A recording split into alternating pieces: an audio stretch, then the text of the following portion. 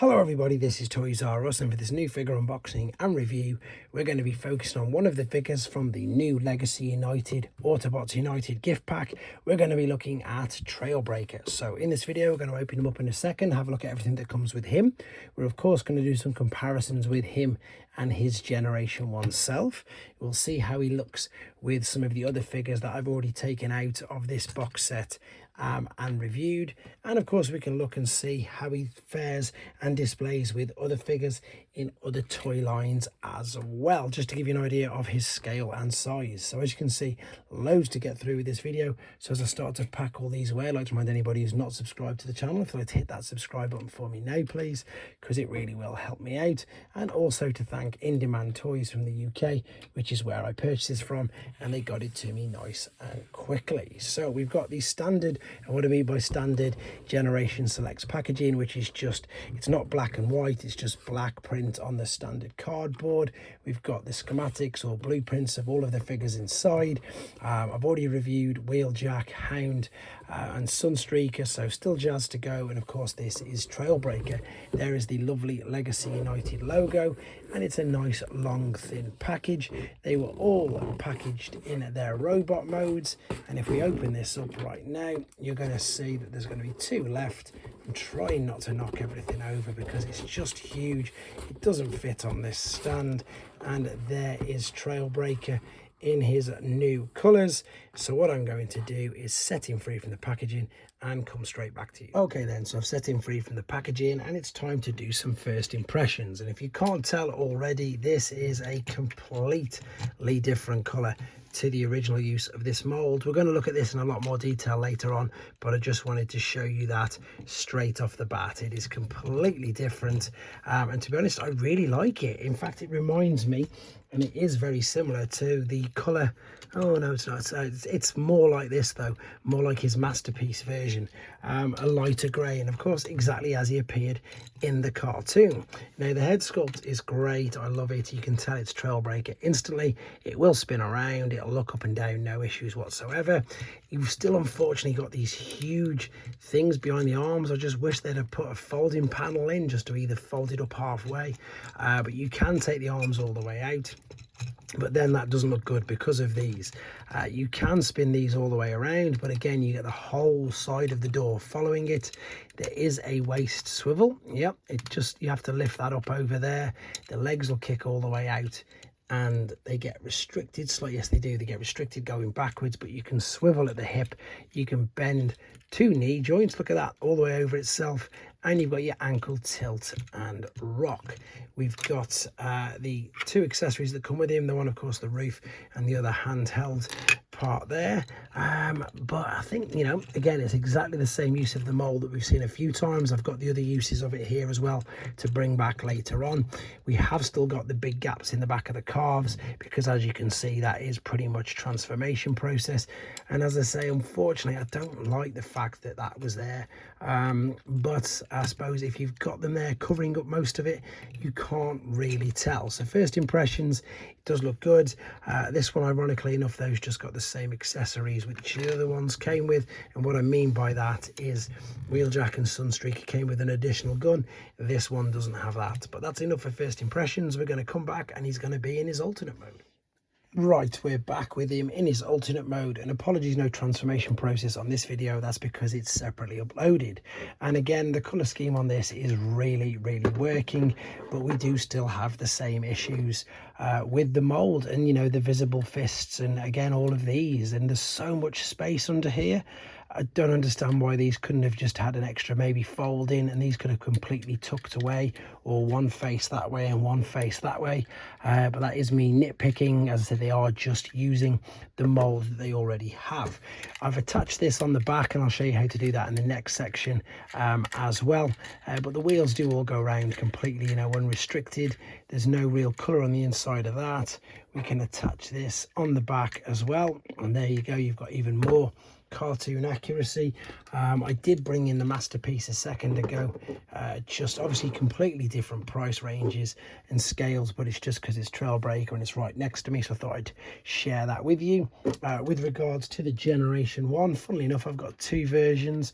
That is the Mexican version, and that's because he's got a black window, and then we've got the standard blue windowed one that we're all pretty much used to seeing. So funnily enough, it's like we've got two different versions of what we've got from the Earthrise figures. But again, you can see that this one is very much a grey colour rather than the black. Let me just move these out of the way as well. So again, if you collect other toy lines, different toy lines, there is my Coming Apart Studio Series Mirage figure.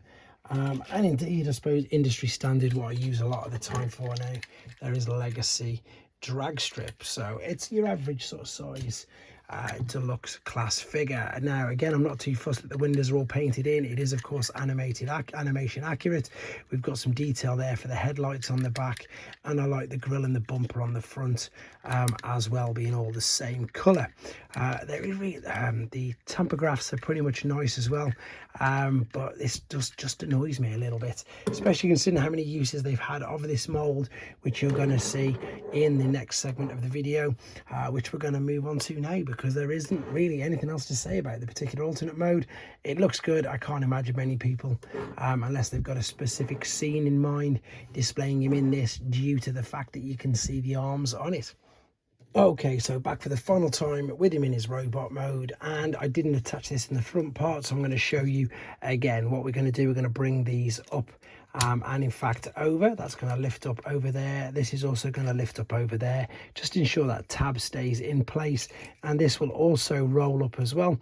And now you can attach this to the back pretty much exactly as you just saw it in the other part of the video. So it will line up and it just sits nicely over there. And of course we put these up, which you didn't see in the beginning part, so this is more how we're accustomed to seeing him. And of course we can attach this to the hand as well. You will have to of course move it up at the bicep joint to get it away from the back. And yep, there you go. Nothing else really to say about that. This perhaps could have been a bit bigger, come a little bit higher over his shoulder. You've got to have him sort of looking down to really be able to sort of see it. The original one of course was on the toy, rather was on the back of his head, so that's stuck out like so. And again, you can really see the difference in the colors. You can see just how black he is compared to that. So if I just pop him there for a second, and then if I bring this one up as well, you can see now the color difference.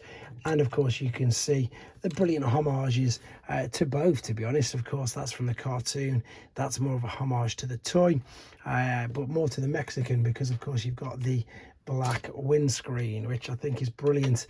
They probably didn't realize they were doing that.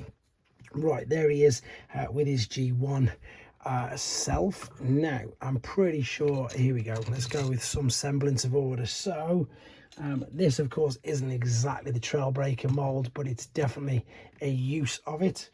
I'm pretty sure that this one was next, and then can I get him to fit in? We got the blue version, which I love this color of the mold. I think it just works. Let's move these over a little bit more.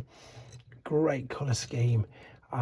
Good to see all these, and that's why it's such a shame that we haven't managed to tuck away the arms or fold away these with the amount of uses they've got of this mold.